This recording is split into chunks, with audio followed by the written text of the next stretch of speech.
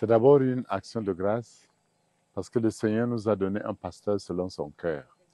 Et je veux lui dire merci. Merci au nom du peuple de Dieu qui est à Obala pour ce pasteur. Et effectivement, 4 scrutins, ce n'est pas trop peu, mais je crois que c'est la petite bonne moyenne. Ça montre que les cardinaux ont une cohérence de vue sur les missions essentielles et le type de pasteur qu'il faut à l'Église.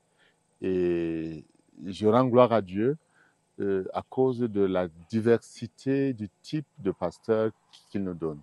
Il est né aux États-Unis, mais il a la nationalité péruvienne acquise depuis 2015 et il est religieux, mais il a été recteur de grands séminaires, il a été responsable de la congrégation des Augustiniens et évêque.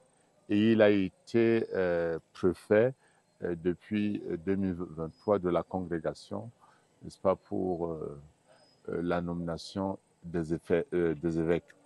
Je vois un homme qui est, selon son premier discours, il a commencé par la paix soit avec vous, invoquant ce don divin du ressuscité sur le monde et le désir de l'unité.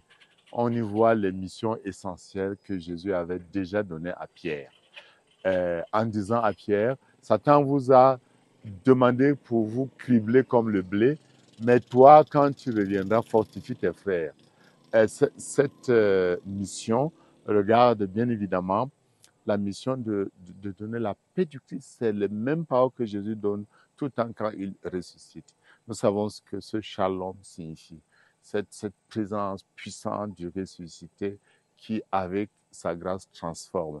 Mais également l'unité. Nous connaissons la prière sacerdotale de Jésus, qui soit un. Je crois que c'est ce que l'Église a le plus besoin aujourd'hui, d'être des messagers de la paix, des ambassadeurs de la paix. Dans l'unité, les deux vont de pair. L'unité est un critère d'efficacité pour que l'Église puisse porter au monde qui est tellement divisé aujourd'hui avec des discours clivants.